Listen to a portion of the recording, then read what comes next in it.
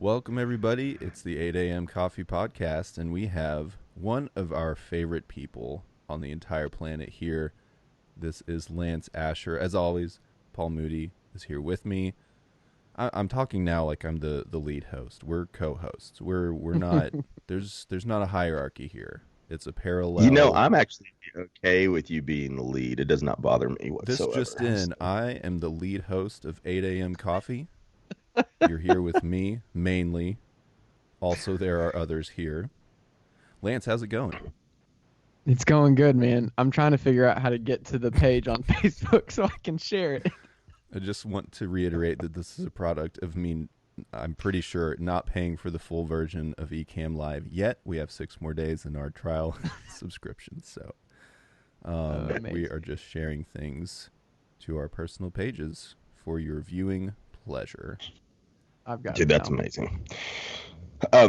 Speaking of sharing, I realized yesterday, because I was testing something on Facebook and all my social media platforms, except for one, that I made Ashley the only person that could look at any of it. So everything I shared yesterday or commented on and got only her response on everything was because she was the only one that could see it. No one else could see anything. Brilliant. Who else's approval do you need, Paul? The thing is there is a wonderful video of her talking about Inside Out grilled cheeses and how that is apparently a thing from Chick-fil-A, that they would take buns and upside, because she was like, hey kids, who wants an Inside Out grilled cheese sandwich? And I'm like, how did you just sell our kids on a grilled cheese on a hamburger bun because we're out of bread? I'm like, you're better than I am. And I write and you use. You got to butter it up, though. I used to do that, and people would order it and order bacon on it too. That's the real hack. So hey, I know this sounds crazy, but there are people that do not know Lance Asher, and I think we need to talk about who he is and what he does, because I need a refresher course because I kind of forgot about it. Yeah, who are you, Lance? Tell us. Well, what's your name? What's your sign? I was born my name's Lance. My sign? I don't know what that means. Oh, that's the horoscope thing, right? Sure. I don't know. I have no idea. My birthday's in March. If anybody cares to let me know. Which March? What March? March what? March 11th. You would be a Taurus, sir. All right. A bull. That's a bull. Yeah, that doesn't feel right. It's like, oh wow, look at him. Oh yeah, my name's Pre-Jesus tattoos. So pre-Jesus tattoos. I don't have any of those. I just have tattoos. Let's see. Asher, you and I have been friends since. I guess technically we became friends when I was 16. I had visited One Life Church, and you were there, and the rest was history. Rip. Rip. And then Paul, you and I, my first memory of you actually was you had made some food for lunch. We were getting ready for an event at Faith Promise. I don't remember if it was Fusion or Movement or what, but you made some Cuban sandwich sliders. Yeah. And I mean, after the first bite I took, I was completely speechless, and I had to know more about this mystery man who had given me this gift, and it was you. And look at us now. I hate how hungry this podcast makes me at 8 a.m. Because 2 random people asked me if I would make sandwiches for you guys, and I was like, cool, I'll bring something by. And they're like, whatever will do. And I'm like, all right, this is what I'm making. You did more than you even needed to, man. It was so good. Oh, yeah. But yeah, so then we became friends, and you also catered the food at my wedding, which I will never forget. The most epic wedding I've ever done. I'm just going to let you know that. And that's not because you were on this show or a friend of mine. I have spoken about this multiple times because of that giant boulder in the way. So that is kind. And also, thank you for doing what you did to make it happen, because that was a very large boulder in your way. some of the best food pictures I've ever gotten were from your wedding. So, like, well, There you go. I love that. like when you all were like, "Where's the truck?" and I'm like, "You remember how I told you things would go wrong? Just don't worry about it." Don't worry about it. Things have gone wrong. It's funny, Yeah. Lance. It seems like we're all connected through like a church environment, and I think you might be Mm-hmm. one of the most well-connected church boys in Knoxville. Aw. Like you know everybody from every I- church. I take great pride in knowing a lot of people. Like it's just something that it's something I do naturally. I feel like I'm like friends with everybody I've ever met Yes. in like a genuine way. Right. But I think the only way to survive life is just being in community with people, which is why here we are doing a podcast when we're quarantined to our freaking houses. Yeah, I was gonna say, especially right now. And Paul and I learned a new term. I think it was yesterday, because an 2 days upcoming ago. 2 days ago. Who knows what day it is anymore? Even though you haven't said what the term is, but I'm just going to assume it's the 2 days ago one. It's ambivert. And No, that was Ambivert. yesterday. That was yesterday. oh gosh, yeah. Who knows?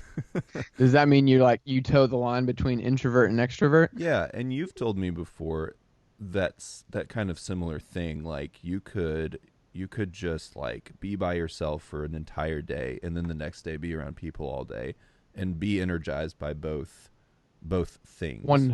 100% for sure. I actually, a few months ago when I started going to therapy, which is a great thing to do, I was talking to my therapist about that, and I was like, I don't really know kind of where I fit in that, and so he actually had me take the Myers-Briggs assessment one more time just so he could see all the things and we could kind of piece through it. And he was like, yeah, you're about as close to the line as anybody I've ever seen. So he was like, whatever you're doing, just keep doing it, because I feel like I definitely do need both. So this quarantine has not really been like horrible for me yet. I know some people who are dying and some people who are thriving Yeah. because of it, but I'm doing okay. Yeah. So, if I can bring up your wife, has she graduated or no? So technically, yes. So Okay. graduation and ceremonies and all that were canceled actually a few weeks ago. They went ahead and did that. So her classes ended in March. So she finished school like right before this all really kind of took a turn for the worse. And she has been hired at Children's Hospital doing exactly what she wanted to do, which is amazing. But that job doesn't start until June. Okay. Gotcha. So the place where she was working part-time has closed down indefinitely, and just Wow. like most other places. And so Yeah. she's been jobless for a few weeks. And then 2 days ago, praise the Lord, she was able to find a job. So Excellent. Awesome. back in business. And then because I've made it through 3 songs of the album. I am so sorry that I have not made it through the whole thing. The Foothills album? Yeah, the Foothills album. Oh, it's not out yet. You're good. Oh, I thought it was on YouTube, and I was watching things on YouTube, and that was the album. No, we've released 2 singles, and then we released 1 song only on YouTube. So Well, there's only 3 to choose from. You're safe. Is that okay? So I've listened to all of them. I Good. could only find 3 songs. So That's I all- was that's like, all you man, got." It's on. I haven't bought this thing. I have. Oh my gosh, no, I it's have okay. to listen to It's it funny, before he comes 'Cause on. we talked about that yesterday, and I was like, oh man, I don't think I've listened to any of them either. But I pulled up, is it Place of Peace? Is that it? Yeah. Pop? Yep. That's the YouTube exclusive. I like to call it Pop. And I listened to it. I was like, oh, I did hear this. I totally did. Not Did just. you might have played that one. Did I? You filled in at Foothills once or twice. that's I don't right. remember. At that ungodly can't hour of like 5:30 in the morning, or maybe that's when I had to leave to get there or something. But it was It's tough. still super fun. Good people. Oh Yeah, yeah, man. you guys have to like show up and Show out. like yeah. So since you all are both like musicians and worship and all that other stuff, let me tell you what the view is like when you come as a significant other and you've never experienced any of the rehearsals or anything like that. So my wife also sings and on stage, on the platform and all that. And So, they're in sound check or whatever it is in the beginning, or is that rehearsal or sound check? I don't know which, but we're just going with that one. You Okay. can call it whatever you want. And then all of a sudden she just walks off stage and I'm like, what did she get mad about? Like, why did she just walk off? She's like, and then she comes back and she's like, and she walks off stage again. And I'm like, baby, if it's that big of a deal, just don't go back. Like, what's wrong? And then later she had to explain to me that they're adjusting stuff. Yeah, for that. And I was, I just thought you were mad because she too, not to get into Enneagrams, is a 9. And now I know what it's like to live with one. Mm. So, which is good. Go ahead. Because she sees everything from everyone's side. And I'm like, no, you're on our side, honey. No.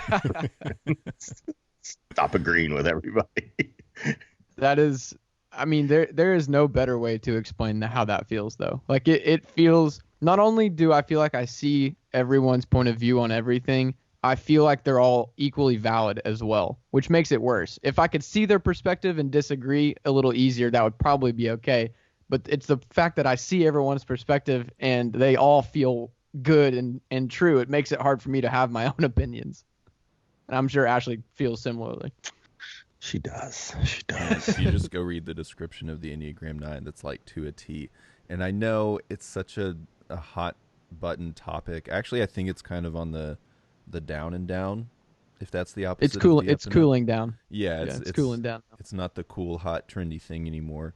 But if we did want to talk about it, I feel like the three of us could have a very healthy conversation with it and not just be like, I'm a 1, I'm a 2, I'm a 3, blah, blah, blah. Yeah. It means only one thing, so. The Enneagram doesn't really do anything for you if you only look at the like surface level meme stuff. Like that's funny and fun.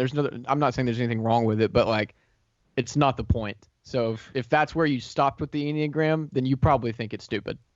Yeah. Apparently part of mine is not to care about anybody else's. So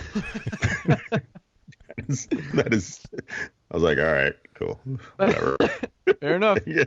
We'll carry on. I'm going to keep doing what I've been doing, and here we go. Speaking of Enneagrams, how are the dogs, Maverick and Nelly? The dogs, they are great. They're so great. That's excellent. I'm pretty sure we have an 8 and a 9. I love that. Which one's which? Maverick's the 9 for sure. No, they're really good. They were so snuggly last night. I will tell you real quick. The night before last, I had to put them in their crates for bedtime because they were just being crazy. And then last night we all slept together. Did you take them on a car ride? No car ride yet. I think that might be later today.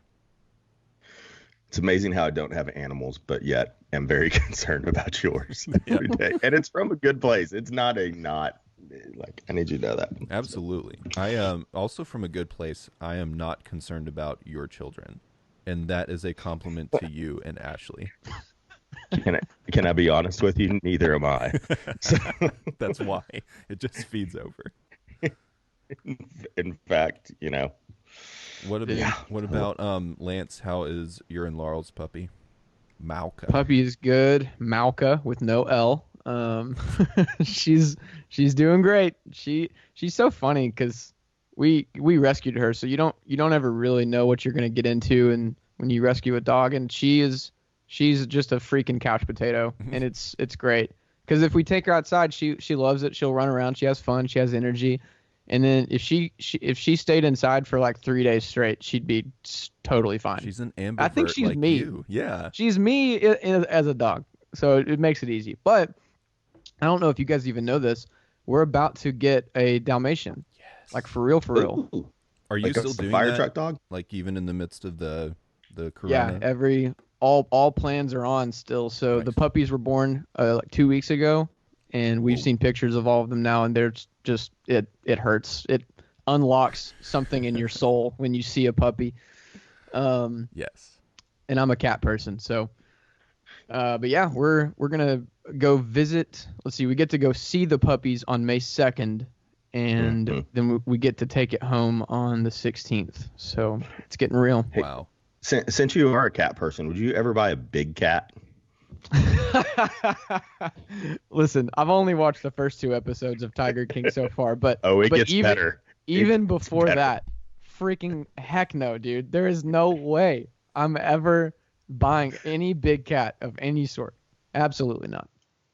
Little fluffy domestic cats will do for me. I mean, when I figured out they cost like $2,000 and like high end breeds of dogs are like $1,800, I'm like, why not just get a tiger? I mean, I suppose you could make that argument, but no, I will not be purchasing a big cat. To me, it is still not. The first 2 episodes are still not the most shocking. So you're good. Yeah, I feel like there's more. There's more to come. There's more. Okay, follow me for 2 seconds on this. I saw someone post earlier that she was trying to convince her husband that with the stimulus money, $1,200 each, they could combine it and buy a big cat. So the conspiracy theorist in me says that if all of this is orchestrated somehow, and I don't think it is, by the way, but is Tiger King this whole thing where they're trying to get you to buy a big cat with your stimulus money? I just want you to know that these are the places my brain goes, and I do quickly come back to reality. So we're good. That's good. That's good. I'm glad you're still here with us. Yes. Oh, don't man. really think. Am I supposed to answer that? No, you are not supposed to answer that. Oh, okay. You can move on as quickly as possible. I'm sorry I said it. Lance, what have you been up to? Oh man. Well, so I work at Foothills Church, for those of you if you don't know, and we, like every other church in the country and world, is trying to figure out how quickly we can convert our auditorium into a TV studio.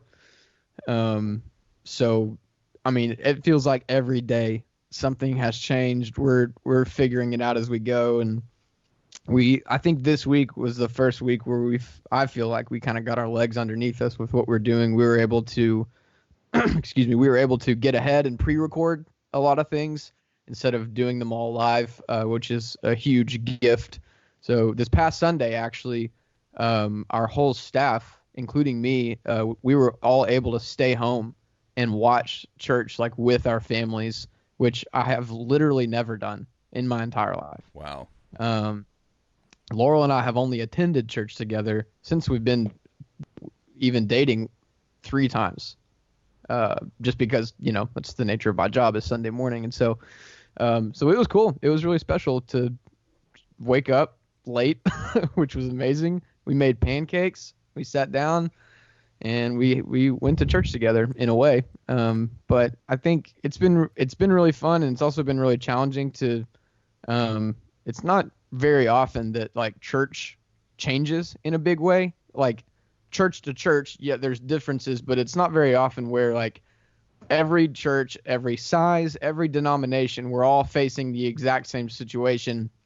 And I've seen a lot of unity come out of that, which makes me very happy. I think that the church fights against itself way too often.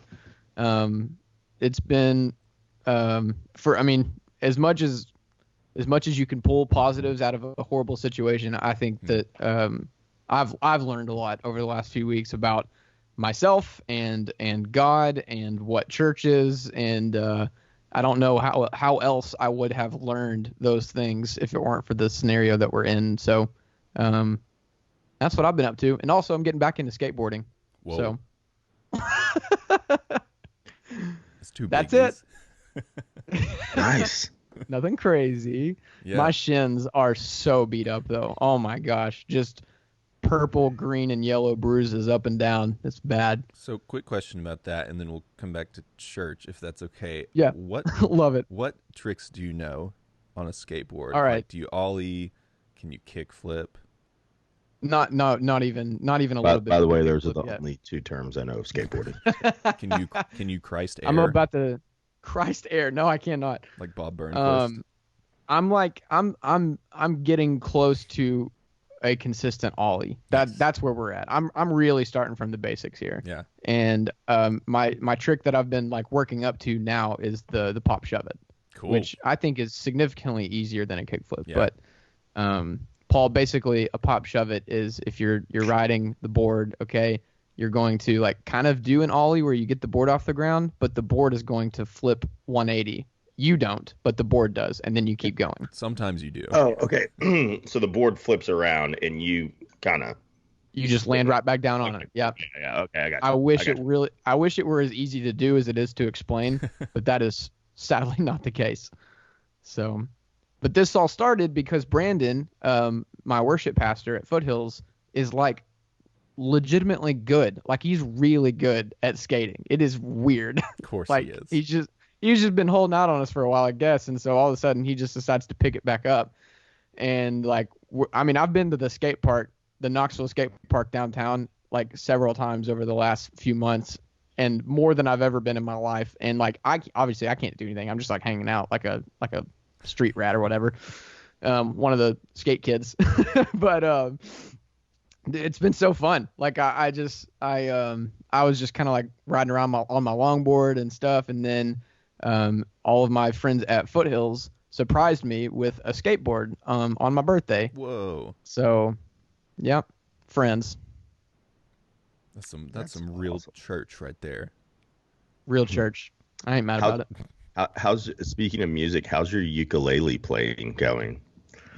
It's going great. I've really reconnected with the instrument that captured my soul my sophomore year of high school. Or was it earlier than that? I can't remember. There was like a time I bought. Actually, hold on. It's right here. I want to show you. Ooh, fun. I bought this soprano ukulele that's shaped like a pineapple. Wow. I bought this on musiciansfriend.com for $60, I think, when I was a sophomore in high school.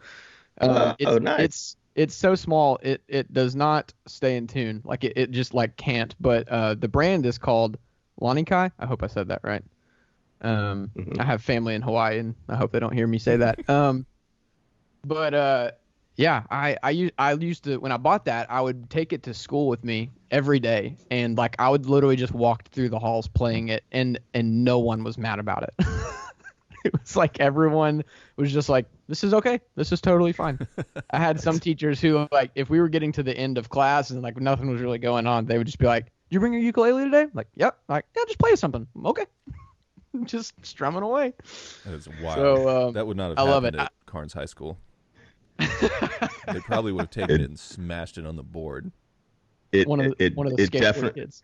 It would not have happened at Cypress Lake, definitely at Hilo, not at Carnes, and then also definitely not at Fulton. So I'll give you a shout out of my high schools as well. You had that's the craziest high school experience I could think of, because you really ran the gamut there. Cypress Lake, Florida, to Carnes High School, to Hilo, Hawaii, back and graduated from Fulton, mighty Fulton. That's wild, man. That is so wild. Who they are still doing the same cheers for their basketball teams as they were when I went to school there. Nice. And big props to all my cheerleader Fulton friends that are still watching this. Some of them have commented, not yesterday because you weren't, Ashley, but incredible. Hey, if it ain't broke, don't fix it.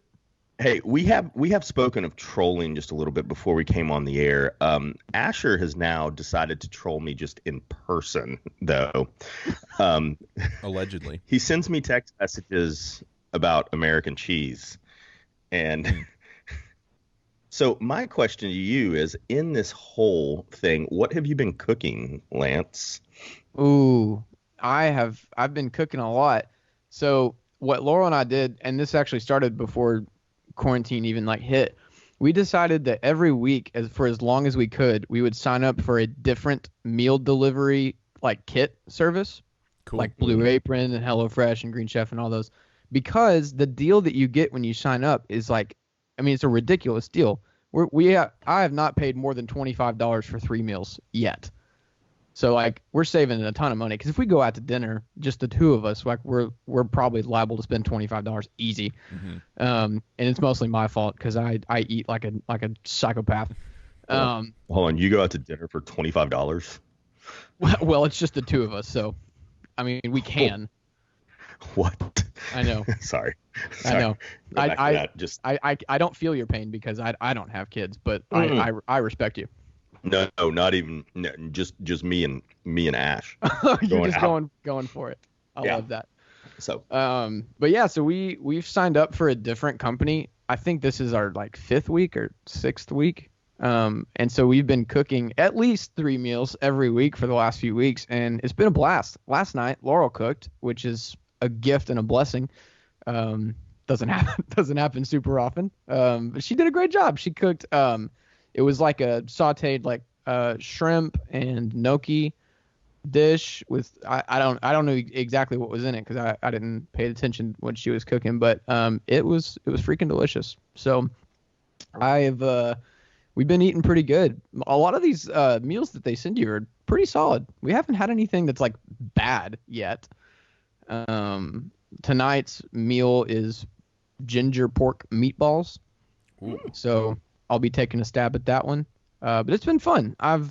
I love cooking, and I always have, but I'm also like, I don't do super well with like branching out of like what I know. And so like having these recipes to look at, I've been able to like kind of see things and make some connections and be like, okay, and if I ever wanted to recreate something like this, I could pull it off now without like a recipe. So I'm excited about what the future holds there.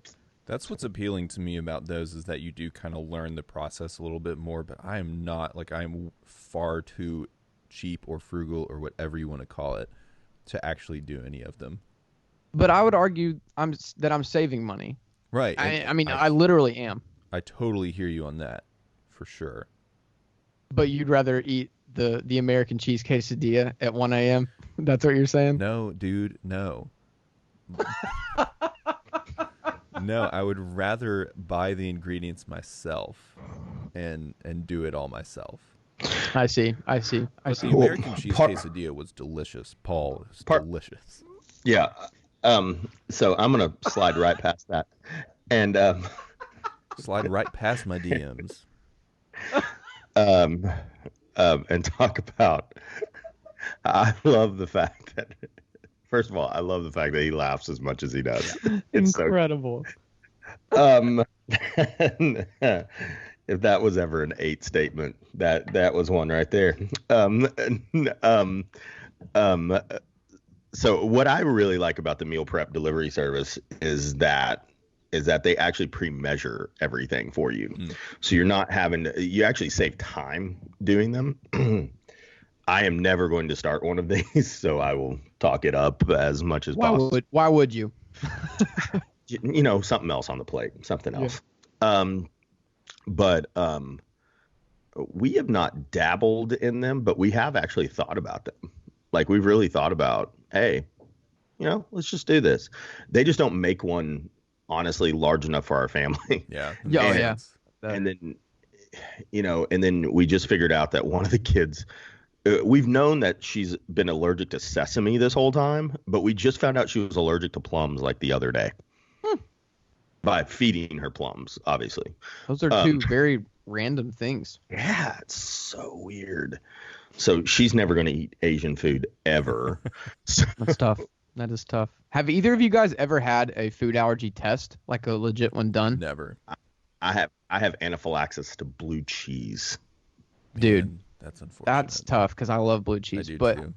If you guys ever have the chance to take the food allergy testing thing, I would highly recommend it because it is a special kind of torture that you can't do it justice because literally they will take these little push pin looking things. Do they scratch you with them? Well, just the tiniest amount. It just feels like they're just boop, touching your back a little bit. So when I had my allergy testing done, I was tested for 151 different things. Oh my gosh. All down my back and then down the backs of my arms. Okay, 151. Now I was allergic to maybe only 30 of the things that they tested me for. But what they do is they wait for your skin to react, and then the doctor comes in, and then he will assess how allergic you are to that item based on how badly you reacted. Yeah. You can't scratch it. Okay? You have to just lay there just your back is like dying. You would rather rake your skin off with like a rusty spoon than have to lay there any longer, and you can't do anything. It is so, there has to be a better way to do this, but gosh, it's awful. Why are you recommending this? Just curious. Just so you can understand. Oh, okay. No, okay. How insane and barbaric and like primeval. That's a word, right? Yeah. Like there has to. I know that you can do it by through a blood test, but I've been told by people that I don't know how trustworthy this is, that it's not as accurate as the skin test. Right. And it's awful. It is so spectacularly awful. I actually have had that done when I was much, much younger with just like allergies in general. Like they did pet dander. I think it was only 16 different things. And they like scratched my back with them. And they were like, no, you're fun. good. And I was like, are you sure? Because this doesn't feel great at all. Are you sure? Because I can't breathe most of the time. Yeah. Nah, we're good. No. I was a medical professional's child, so I didn't go to the doctor. So the doctor went to you. We just called a friend and had a prescription written, and it sounds completely shady, by the way.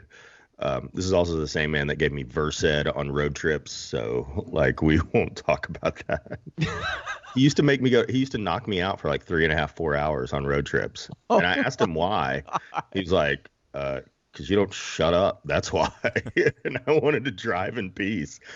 But he would put it in my Coke, and I'd chug the Coke and then go to sleep for 3.5, 4 hours. We'd pull over when I started to wake up, and I'd go to the bathroom, get something to eat, all that. And Dad would be like, you want another Coke? And I'd drink it, and we'd go back. Oh my gosh. And y'all can laugh like we've actually had long conversations about that in our house. Really? Because we've wished. I see. Not like therapy for you, but like future planning. Yeah, and I'm like, but it only took me 30 minutes to get to Florida. Like, you know, like Yeah, I was really. asleep the whole time. Like I went I to think sleep. you got the better end of the deal. Yeah, Really. I think I'm good, you know. You pulled the Stooks. Yeah, but no, he was a lovely man. Amazing. So, what else have you guys been working on at home? Any interesting projects or anything going on? Asher, you've kind of figured out your whole life situation with lessons and stuff. Oh, sure. How's that going? Man, it's good. The big thing that I figured out yesterday was how to do piano lessons well, because last week I just had like the one camera on the piano. It went horribly. Thankfully they were very gracious, but I have like a cell phone holder that's going to go above the piano so you can actually see it, and then another side angle. So two cam setup for piano lessons. There you go. Are you just using cell phones, or do you have like any other video production stuff going on over there? Other than like some like fairly good lighting, no other production. And the iPhone 11 is phenomenal. So yeah. So you just use the one phone and just redo it and then put it all together and then send the video out? Oh, for those kinds of videos, yes. But for the actual... you said you had one at the top and one to the side. Do you yeah. do it and then play and then play and then hook it back up, or? Yeah, well, that's something I've been doing post lessons. So for the actual lessons, that's the setup, and they're seeing it all like happening live, and I'm talking to them, interacting. But then, Lance, what Paul's talking about is I've been sending out extra like 5-minute lesson videos just because I've got some extra time, and trying to make the online experience a little more special, because it really is hard. Like we get through so much less material just going online. So right. But I'm shooting. That's really cool. Editing and everything. So yeah, it's I fun. love that. Nice modular. I'm not setup. modular. It's a good word. I'm not really like a home project person. You can tell by the mess that I'm sitting in right now. I'm not a vibes person. I get the same vibes anywhere. It doesn't really matter. but my wife, on the other hand, I haven't said that. Oh, I was waiting for There it. it was. Knew one of you was going to do it today, and I have been counting down till one of you did it. What There what it is was. My that? wife. What is that? I don't know, some old movie or something. Nice. I'll check it out. But she is the home improvement person in our family. She's on a tear right now. She has remodeled our guest bathroom. Like, she did the freaking floors. Like, I mean, Whoa. stuff that I didn't even know she could do. And she said, "I'm gonna buy this. Is that okay?" I was like, as long as you can promise me that you know what you're doing, I don't really care. And she's like, "Okay." I come home, bathroom looks incredible. Now she's painting the cabinets downstairs in the kitchen. Like, she's on another level. Man, painting is the worst too. Yeah, there was didn't she I put in hate like it. a shelf with like decorative stuff and all She- that? She just bought like a 2x4 at Lowe's for that exact length, and then bought 3 L brackets, and we just put the brackets on the wall, set the shelf on it. It's not even like the safest way to do it Right. at all. But it looks great. And then she just put some stuff that we already had on the shelf, painted it white, and she's going for it. She's making the most of this time. But she also just finished nursing school. It's like the first time she's had a life in 2 years, and she can't go anywhere, which is kind of sad for most people. She is not upset about this like at all. She's loving it. Yeah. So good for her. I think Lindsay would be too if she wasn't in the throes of dissertation. And by the way, Mm. quick update. She said yesterday she has 110 pages written and has like 40 more. And it's due next week. So, yeah. My God. I keep making the joke like she would have been quarantined anyway. So, and Yeah. she's not enjoying it because of that, but I think once she's done with that, she'll be having a lot of fun around the house too. She'll I know it appreciate- sounds really crazy, but I'm really interested to read it. Like if she'd ever let me read Yeah. the paper, I would love to read it. I'm sure she would. 'Cause- You're a chemistry major, right? Well, yeah, my degree's in it. Yeah. My BS I'm just- is in it. I don't know which is worse, BS or BM, just because of the other things that they could possibly mean. But Yeah. hers is a lot of like spectroscopy and like there is chemistry, but she uses so many different like instruments and things. It's really cool. Yeah. Well, my wife wants to get out of the house, even though she's an introvert, because none of the people that live here leave.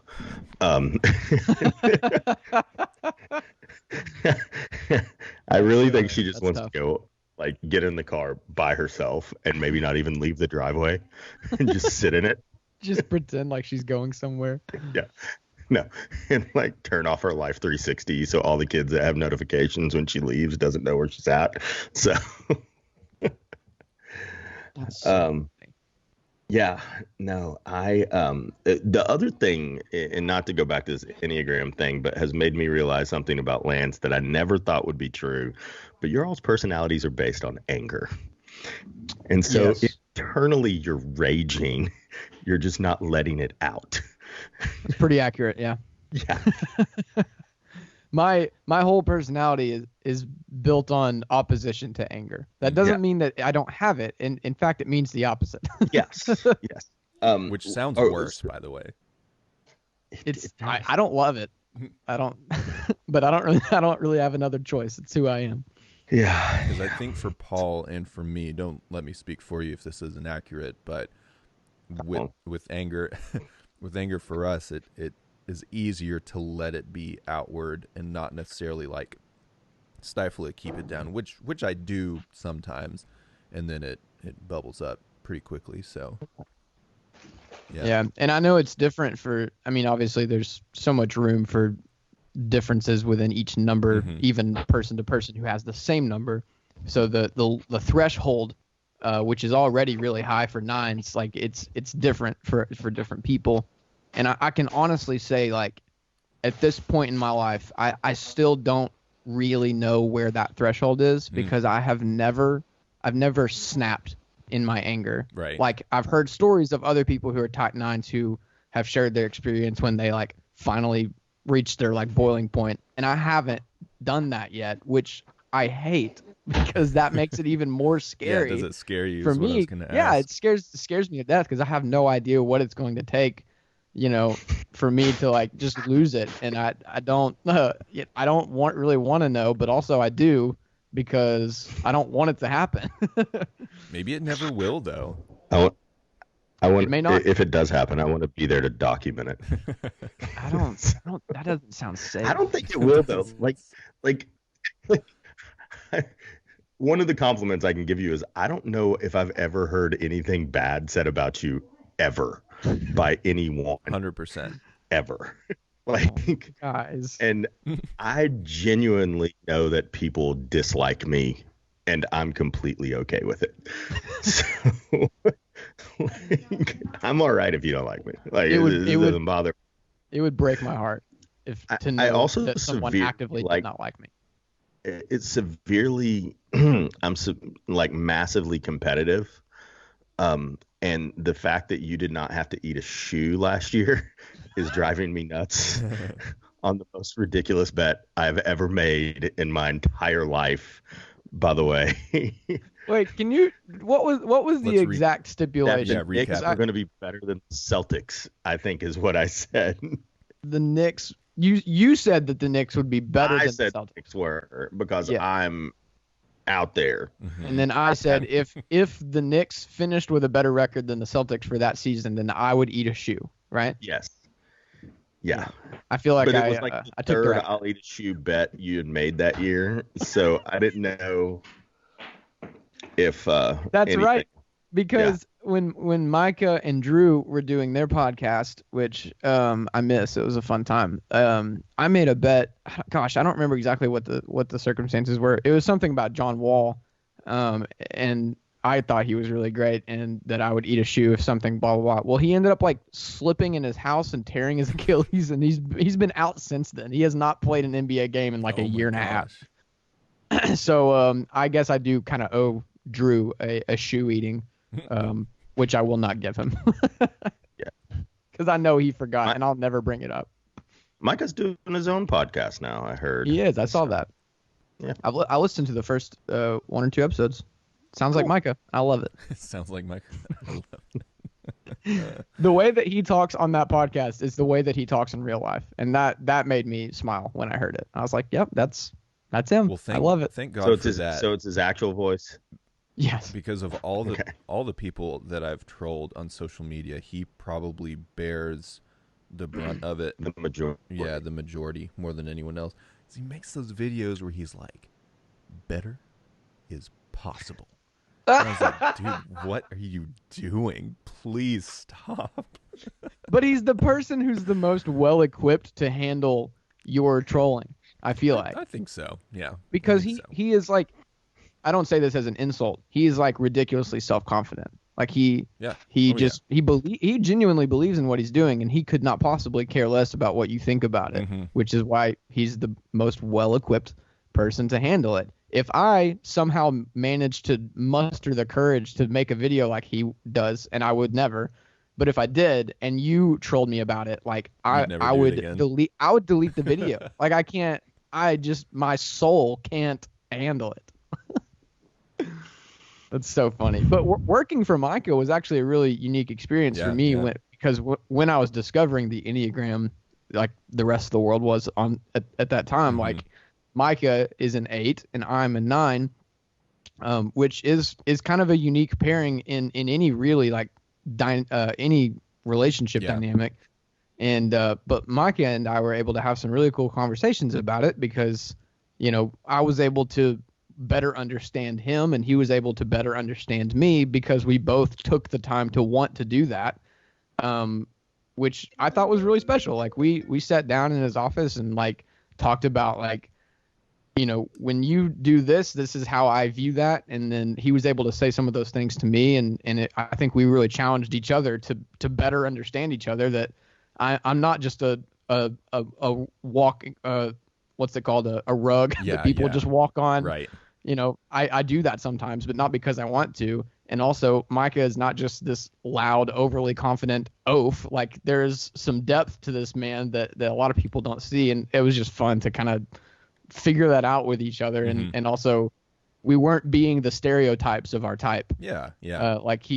That was what was great to me. So Yeah. I really, really fortunate or thankful for that, that whole time in my life where he was my boss. Yeah, that's really cool. I did want to bring up church. It's kind of a good segue because I envy that kind of like working relationship and just being able to have that sort of conversation, and get it all out there. But taking it away from like working at a church, you all are both pretty involved, I guess, at the places where you attend or serve. And I have been out of that world since like last June and not really serving anywhere in particular or going anywhere regularly. So what is that like now for you guys, just going into this whole COVID thing? That's a great question.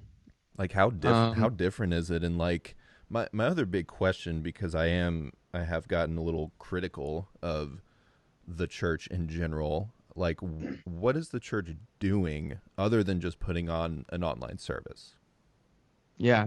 I can only speak from my experience. Yeah, so for sure. Paul, I'm interested to hear what you have to say from your point of view. So this is just like kind of a small example of what Foothills has changed. Yeah. Every year we do a thing in May, that kind of Mayish time, called Let's Go Week, where it's the week. A lot of churches have this and they call it something different. It's the week where we send as many people as we possibly can from our church out into our communities to just do things that are kind and helpful. Nice. It's purposefully vague so that we can do all kinds of things. Right. And we've from anything to serving teachers and educators to serving underprivileged people in our community to cleaning or literally anything. So that was coming up. Okay. And so then all of a sudden this pandemic hits and people are like stuck in their houses and elderly people can't get their groceries. Well, within the span of like a day and a half, we completely rebranded that event and we just called it Let's Go Now. We created a whole page on our website of how people in our church can help the people in our community that are being affected by this pandemic from very different levels. Like, so, there are people who you can do this for these people. You can do this for these people. We set up a phone number where people can call and get more information about how they can help. And then from a staff level, we created a list and we organized the list from like oldest to youngest members of our church. Mm-hmm. Everyone on staff who is a pastor has been calling these people, and we have like a system set up. We have a form on our website that we can help them fill out if they need something. We have people in our church who will see that form and are able to get that, whatever that is for them. And I say all that to say nobody like knew that this was going to happen. So Right. not everybody was super well equipped to handle it. And I think just from my point of view, Foothills, we mobilized pretty quickly. Yeah. To be outwardly focused. So we were spending way more thought on how can we help the people in our community first, and then everything else was secondary. How are we going to do church online? Well, we'll figure that out. The services will be figured out. We're going to be okay there. Mm-hmm. Let's make sure that the people in our community are taken care of first and foremost, and Yeah. that's still going on and will go on indefinitely. Give them a So- roll of toilet paper and a Bible from the Gideons, right? Yeah, sure. Maybe not that last part. But yeah, I don't really please know. don't quit handing out Bibles unless they're a translation that people actually read and understand. Good Lord. I could go on rants. Oh, I know. I will not. We actually got a phone call at the church last week. We got a phone call at the church last week from somebody who goes to a different local church, and they called our church just to tell us that a neighbor that they don't know did something kind for them, and they were new to the neighborhood, and so they were like, we don't know who these people are, we don't know how to thank them. All they left us was a card for Foothills Church. So, and they go to Sevier Heights, which is another local church that's not far from where we are, and it's a pretty big church.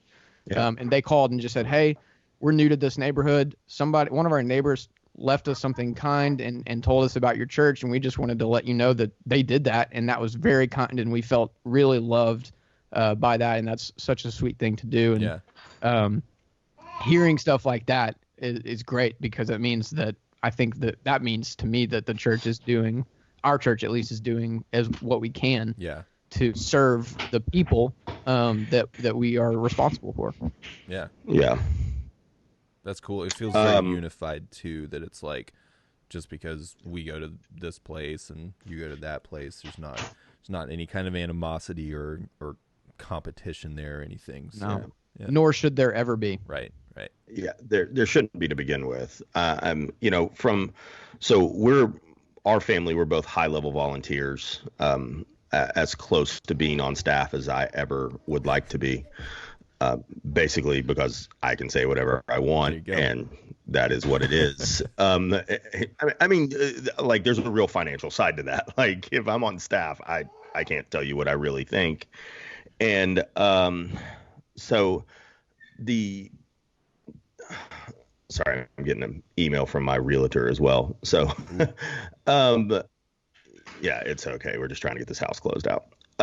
So when I look at it, I go, the first thing I think about is I backtrack 3 weeks ago, before it was mandated to close, before everything was whatever. And I've said this several times, that no one could make a right decision. Like, no senior pastor, nobody in leadership could make a right decision. Either you stay open and you're wrong in some ways, or you close down and you're wrong in some ways. So I'm pretty sure our church decided to have a church. Now, we are a large campus, so or not a large campus, we have several campuses, so we can reach into several areas of the community. I'm pretty sure we're the biggest church in East Tennessee. I don't know. Yeah, you are.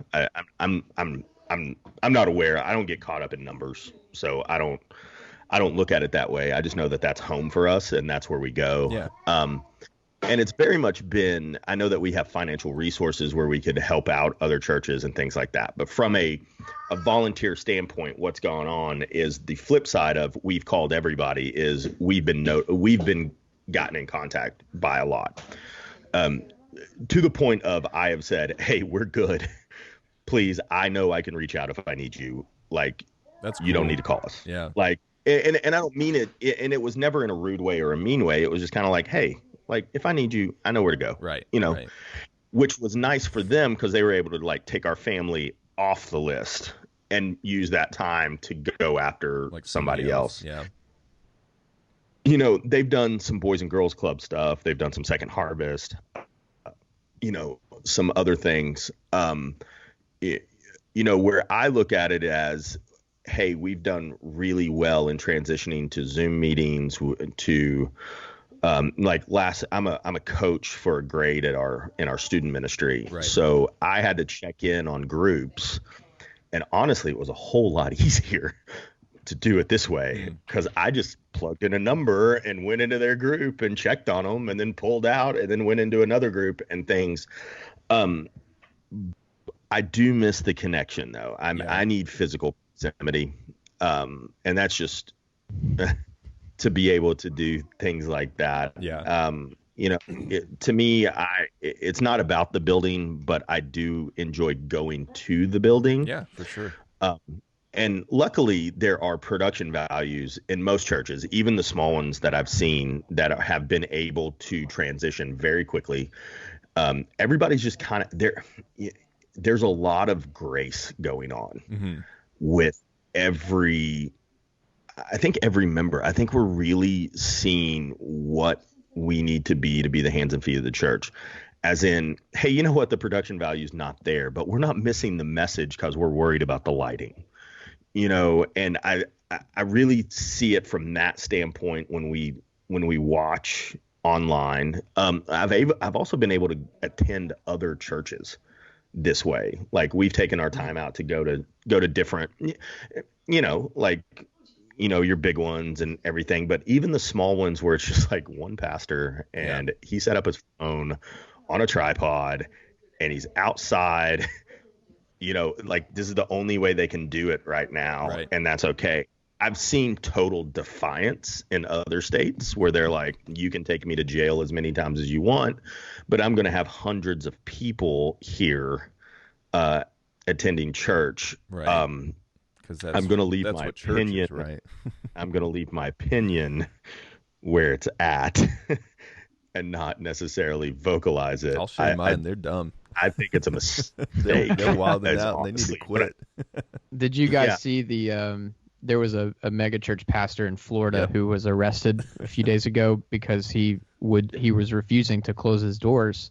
And Yeah. I mean, look, that guy, whatever, I don't know him, but it's frustrating to me that like these local churches we're doing everything we can Yeah. to try and care for the people around us, and then that's what gets airtime, that's what gets news. Yeah. And that's the reason that people have so many hangups about Christians, and I don't blame them. Yeah. Because what they see is this megachurch pastor who refused to Right. close his doors. And again, I don't know Yeah. that guy. I'm not speaking Well, ill of him. I just hate the representation that it gives people who are actually doing their honest best. Right. Right.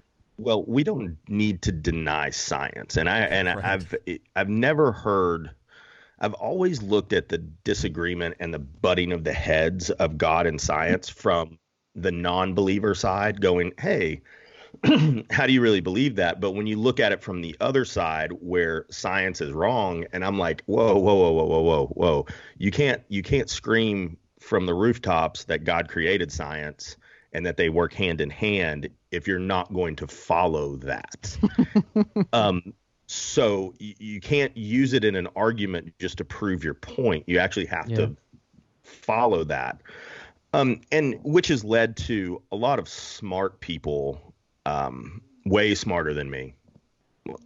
You know, I mean, I didn't work. I'm not in the medical field. I just know what I read.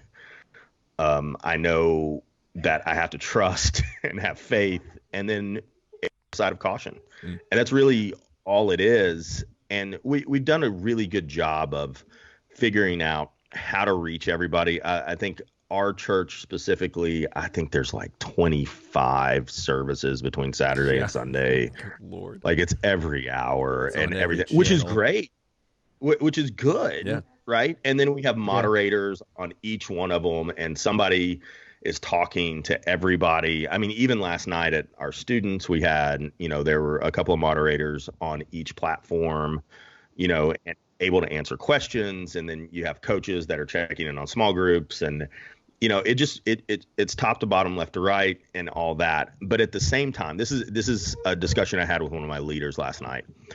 He was like, "Man, I can't get them to answer." And I'm like, "That's probably because they're 7th grade boys. Like, you need to chill." And he was like, "Man, but I just feel pressure." And I was like, "Dude, your only job is to be available. Yeah. Like, you can't force anyone to do anything. You just have to say, 'Hey, I'm here.' And that's your only responsibility. And that's it." And as soon as we talked about that, it was like a weight was lifted off of him. That's cool. And I don't want this to turn into, from somebody who wasn't a believer for a long time, I do not want this to turn into a beating down with the Bible opportunity. Yeah. It needs to just be, "Hey, we're here." Mm-hmm. That's it. If there were ever a time for Christians to prove like what we're about, it is absolutely right now. You are correct. Like the old lady down the street, there's a guy that's in a wheelchair. He drives up and down our road. And I'm saying this right now that I've been hypocritical. I have not gone to his house. I know his number. I have not called him and said, "Hey man, I know it's really hard for you to get out. Mm-hmm. And I know that I can go get your groceries for you." Have I done it for family? Absolutely. But have I done it for the random person? No. I'm just putting it out there. No, I haven't. But I'm going to now because I've said I will. But if everybody kind of took that ownership and went, "You know what? I'm going to the store. It's best if one person goes for every 5 houses," Right. in order not to spread it, and goes, "Hey, what's your grocery list? Let me go grab it for you." Or call in a click list. I'll pick it up for you. Mm-hmm. And I'll just bring your groceries to you. I'll put them on the front porch. You and I don't have to have any kind of physical proximity.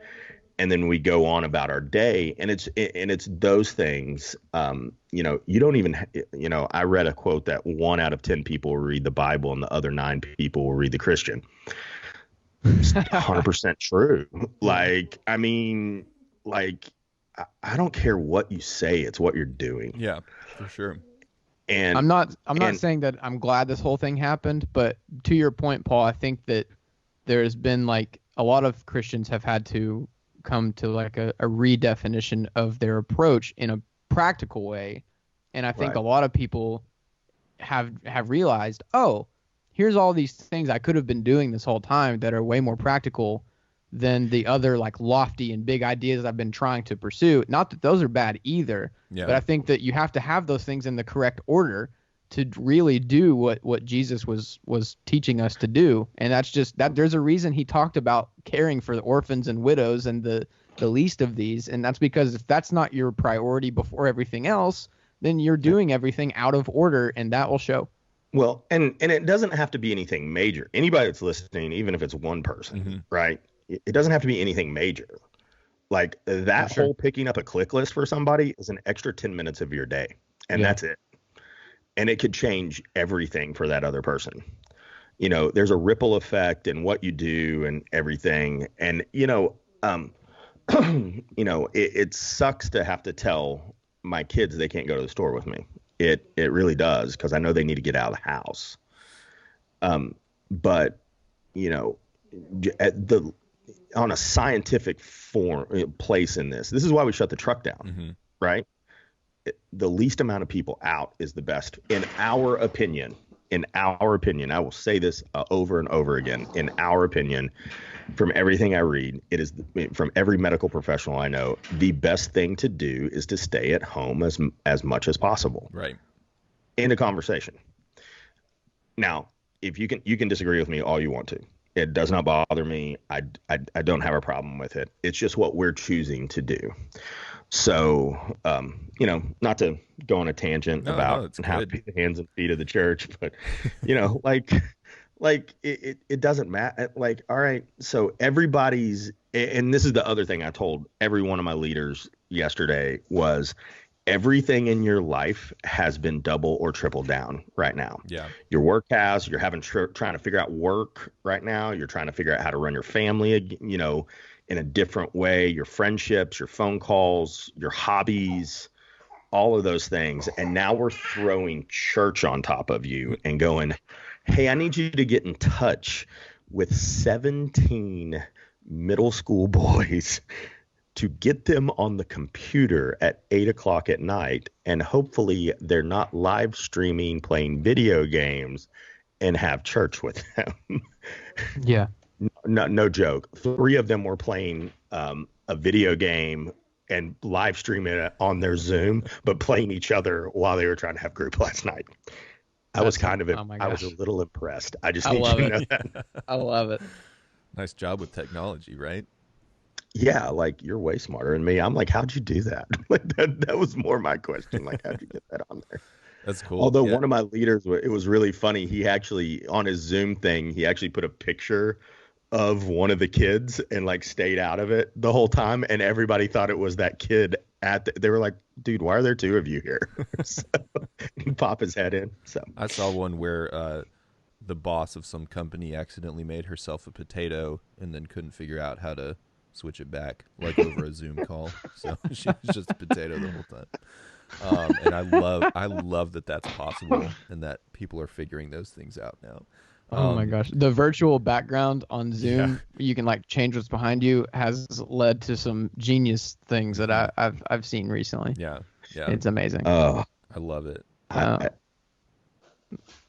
Well, that was sorry, cool. I took all my talking time in that last 3 minutes, 5 minutes, that's whatever. Paul's limit. He has to mute. He's actually done for the episode. No, you're good. That was cool. It was cool just to hear like what's going on there, just because I'm pretty disconnected from it at the moment. But to shift gears and kind of wrap things up, Lance, I don't know if you've noticed, but I've watched so much of Hot Ones, the YouTube show, that I've started to do like Sean Evans kind of things with my hands. This camera. With my voice. This camera. Yeah. Tell us what you have going on. No, but I was just tell the people what you have going on in your life. I'm just gonna ask, like, what have y'all been doing for entertainment? What are you watching besides Tiger King? What's going on over there? Laurel and I started watching Criminal Minds from the beginning a few Ooh. weeks ago, Oh, and I just didn't realize like how much overall plot that like character development stuff that I'd just kind of forgotten. Yeah. Like I remember occasional episodes and whatnot, but watching every episode in order from the beginning, we're on season 8 now. Oh, There's gosh. 12 on Netflix, so we're cruising through. We've been crushing it. And there's the overarching plots of you like can go, yeah, and if you have Amazon Prime, you can go all the way to 14. Ooh, So- that's good. That's good news because we do have good to that. know. Yeah. So yeah, watching a lot of Criminal Minds. Always, keeping up with hot ones. Is today Thursday? It's Thursday. Mhm. Yeah. Oh yeah, Zac Efron is the guest today Oh on my Hot Ones, gosh. so I'm excited to watch that. Yeah, I watch a lot of YouTube videos. I still, I keep up with Rhett and Link and Good Mythical Morning and, Yeah. and all that stuff. Yeah, that's about it. By the way, Ryan Reed just said, "I love this," and Ryan Reed, we all love you. And I wish, Oh my gosh. I kind of wish during this time that we had a wedding to go to, so I could see him taking pictures. Oh, I 'cause love Ryan. He's amazing. 7 weddings Ryan in went- a row over the course of 2 years. I was like, "Hey, Ryan's here taking everyone's picture." Ryan needs to start his own podcast called 5 a.m. Coffee. Oh my! because 5. every day when I wake up, I have no shame in this. I don't care what anybody says. I look at me leaning into my 8-wing. I open Instagram as soon as I wake up. Like that's like the first thing I do in the morning. I know that that's not what everybody wants to hear, but Ryan has already made coffee like 3 hours ago when I wake up and look at my phone, and I'm like, dude, how do Dude, you let's get him fucking- on. I think he's still awake. I don't think he went to sleep. I think Oh, he's God. making his bedtime coffee at 5 There you a.m. go. Yep. Yeah, we'll get him on So- for sure. That'd be fun. So just to talk about Criminal Minds a little bit and to Please. speak about Yeah. my wife, she has My wife. not necessarily said it in specifics, but she's kind of given me looks of, every person that's a serial killer makes money and nobody knows how. Dude, yes. They What do they inherited do a all day? house. Yeah. They inherit a random house. Nobody really knows what they do with their time. And every single person likes them, and it comes out of like nowhere. And only like 4 or 5 people are like, I knew it the whole time. Yeah, that guy was creepy. And then she looks at me, and I'm like, honey, I don't know what you're talking about. That's hilarious. So just to Sociopaths. segue, I make money and nobody knows how. I inherited a house that no one lives in. You're checking things off a list that I don't want to know about, Paul. And Yeah, making a few notes here. no one really knows what I do with my day.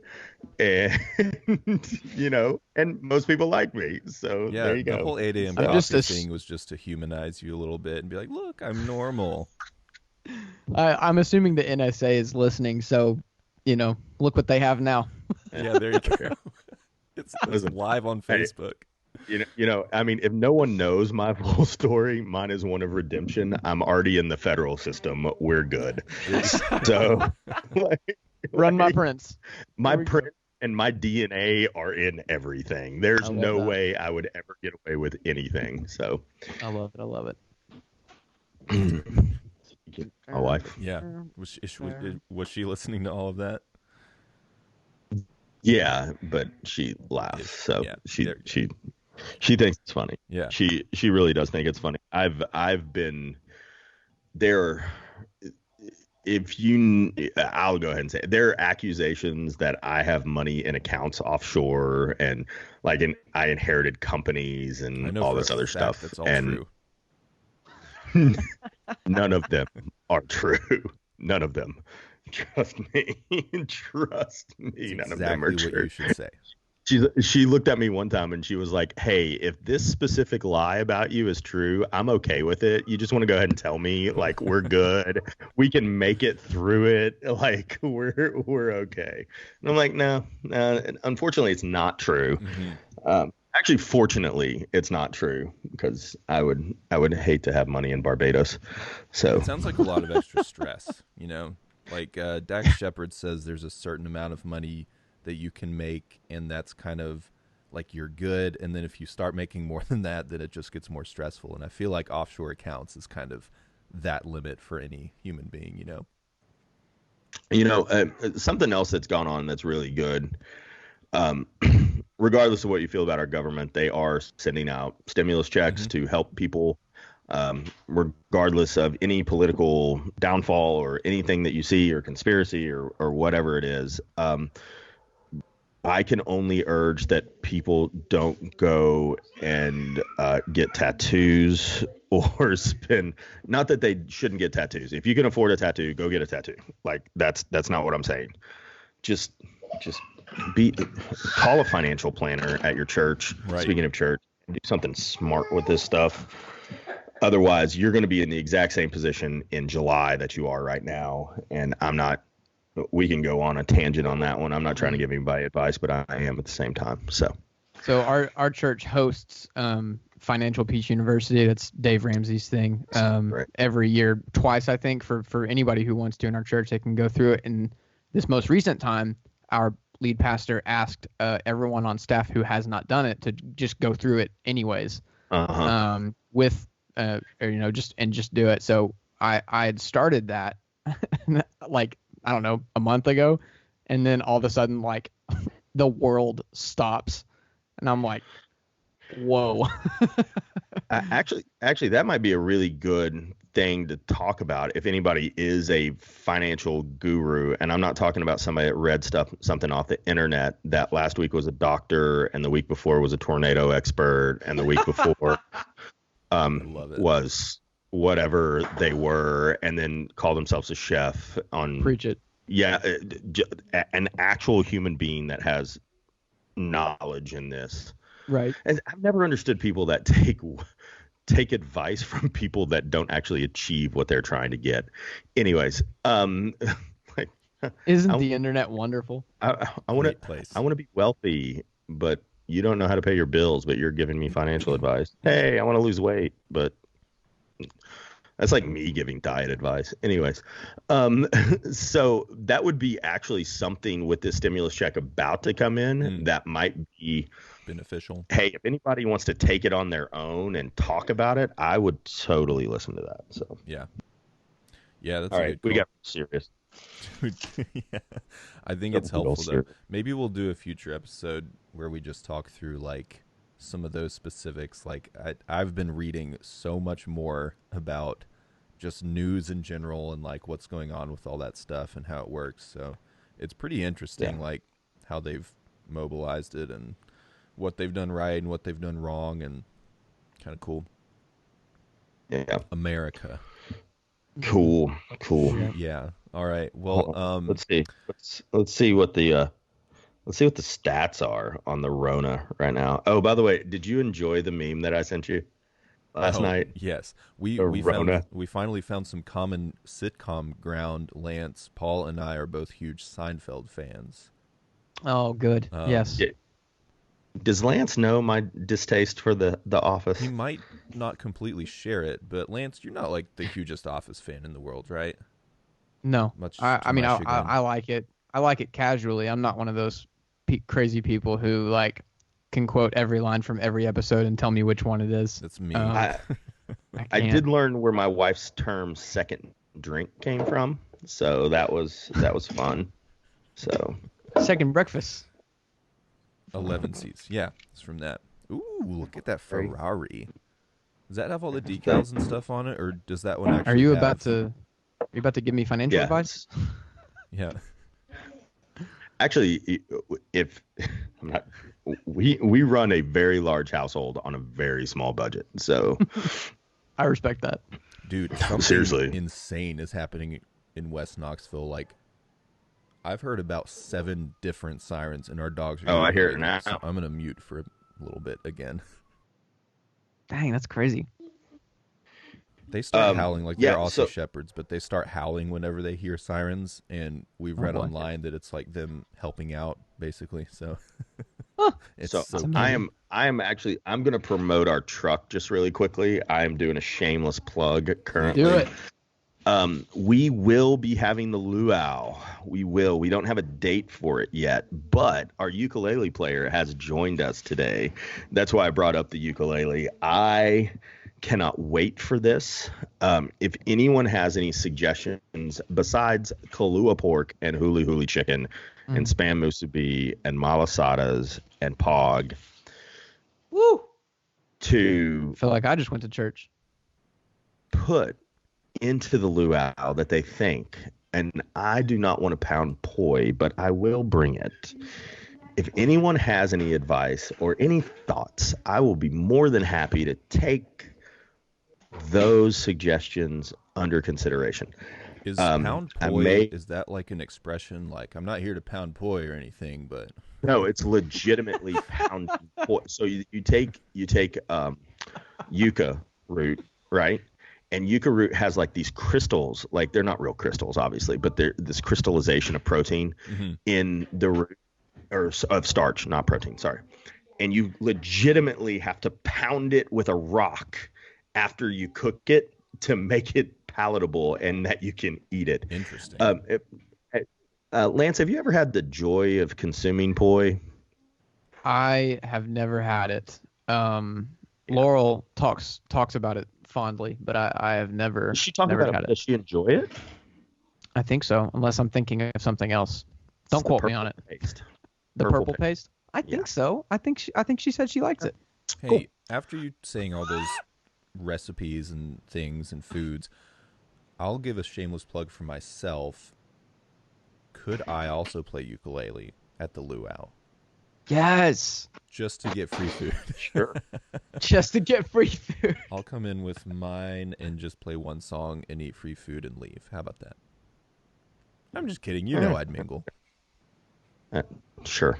I'm not mingling. I'll be talk about manning like this large mobile pit with like 2 pigs and like half chickens and all that stuff on it. So it's Paul, gonna be fun. That's weird. Did I tell you that I actually tried my hand at making Kahlua pork at my house a few months ago? No. I didn't do it exactly the way that it should be done, but it So you did turned not out- dig a pit in your backyard. Correct. I did not dig a pit in my backyard. I also couldn't find any TI leaves. Oh, no, But I need to show you this because you'd really think it's cool. Laurel has an authentic, I guess it might be considered vintage at this point. It's a Hawaiian cookbook from the early 60s. Ooh. And it has a recipe for Kahlua pig in it.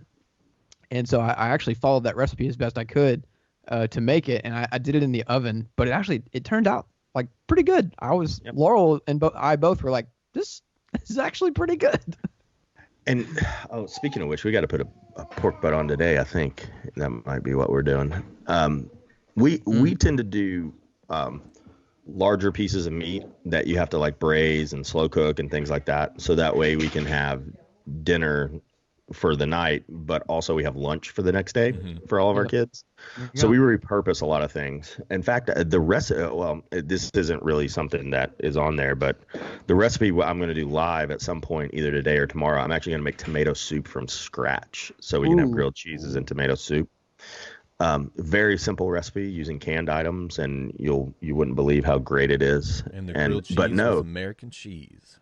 Kahlua pork is so simple to make as long as you love the steps and processes. So it's really good. Can I tell you what I did, and then you can tell me how close it was to being what it needed to be? Sure. So I cut like 1 inch to 1.5 inches slits. Well, I don't remember. There's a term for that, right? What is that called? Scoring. I scored it. And then I'm glad you knew that term, by the way. boom. I'm working on it. I'm not gonna call myself a chef like some jerk, but I like to cook. So then I browned it in a skillet with butter on all sides. And then I lathered that baby boy down with liquid smoke. Weird. And then I wrapped the whole thing in aluminum foil, covered it, and threw it in the oven. And then I don't remember, a few hours later, I was eating pork. Cool. How much salt did you use? I don't. Oh, I forgot about that. I don't remember how much, but I couldn't find any like actual Hawaiian salt, which is what I was looking for. I used pink Himalayan rock salt instead. Yeah. And fresh ground it onto the pork. So if you don't sear it next time, and the fat side, don't score it, but rub it down with salt, like massage it into it, and just make a layer of crust of salt. When you bake it off, right, and then pull the foil off halfway through, right, it'll cause this the salt will like dehydrate the fat as well as crisp it up at the same time, and it's like little fat chips off the top of it. And that's all I want. Yeah. So that's a at-home cheating way of making crispy pork fat for your grill. Right. Can you all I'm gonna stop? I'm gonna do that. What's that? Can you just stop? Because whatever I'm about to eat doesn't sound quite as delicious as that.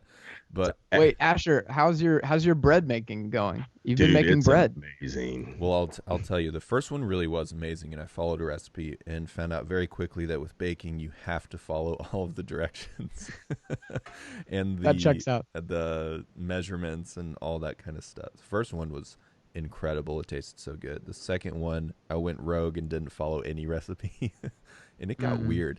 It wasn't too bad, but I told Paul and Jeremy yesterday, that the only redeeming factor of the second loaf was that I fried it up in butter and made a grilled cheese with American cheese. So there you go. Still a good use for it. It was still delicious in some way. I love that. With a nice. We're about to try some bread making. Yeah. Laurel's gonna make the starter for it today. We're gonna try to make some sourdough. Nice, man. It's simple and it's like tedious, and I love that about it. It takes a long time, and you've got to wait for it and check back in. So it's a good time. You gotta love it. So you gotta really love it. Yeah, for sure. Well, I actually have to go because I'm teaching early lessons today, boy. If anybody needs online music lessons, hit this guy up. Yes, do it. Please. Always. Please. I'm just kidding. We're good. By the way, we haven't mentioned this all podcast, but there's only two things that we talk about the entire time. What's that? Which is, how are your dogs? And that was my TikTok. Let's end with Paul's TikTok update. Let's see. We are at 23,376 as of this moment on followers. In the last video views for the last week, I'm at 472,904. And I'm at 42,506 profile visits for the entire week. That's unreal. Insane. I think I have 2 followers now as of yesterday. One of them is a pretty big time guy. Big time guy. And it is weird to me that on TikTok you can just go and like things and not like necessarily follow the person, and it kind of tracks it all as one metric. So it's like this many videos. Yeah. 2 followers and like 20 something likes, and I have 1,354,583 total likes on all my videos. I forgot about that. So that is freaking wild. I don't even understand what TikTok is. I'm so out of the loop on that. It has really cool stuff. Like it has really cool like music things, and some funny videos. The dances or whatever. And then just a boatload of garbage. Which is all of mine. Yeah. All of mine. There's one eating a Kit Kat improperly. There's like, I think I did a time. Side or something? Yeah, instead of pulling them apart, just eat it all as one bar. Yeah, it's monstrous. You are a psychopath. If anything, it wasn't the offshore accounts. It's the how you ate a TikTok that really put the nail in the coffin. I've got one of rapping spam musubi at like 252.3 thousand views. Dumb. Like the viral one's at like 6.8 million right now. Crazy. So, well, Lance, anything else that you wanted? Anything else that you wanted to plug? Or I mean, it sounds like y'all are doing pretty well. So, when does the album drop? Yeah. So, first of all, come check out Foothills Church if you're looking for something to do online for the foreseeable future. So our album, we've actually made it available online if you want to buy a physical copy of the CD. We made that available yesterday because why wait at this point? Like if you want it get it. So if you want the album early, you can go right now to foothillscollective.com and you can buy a physical CD that will be shipped to you. If you want to wait for the digital, that'll come out on April 10th. So we are one week away. Nice. Yeah, it's next Friday. Yeah. Album's out next Friday. We've got a few singles out already. You can watch some of the videos on YouTube. So go check out any of that stuff. And I hope that it is a blessing to you. And that's genuine. Awesome. All right. Well, we'll go ahead and sign it off. Thank you so much for joining us. And I mean, we're doing this every day for the duration of the crisis. So maybe we'll have you back on. I would be honored. I love you guys. This was a blast. See you all tomorrow. Love you too, man.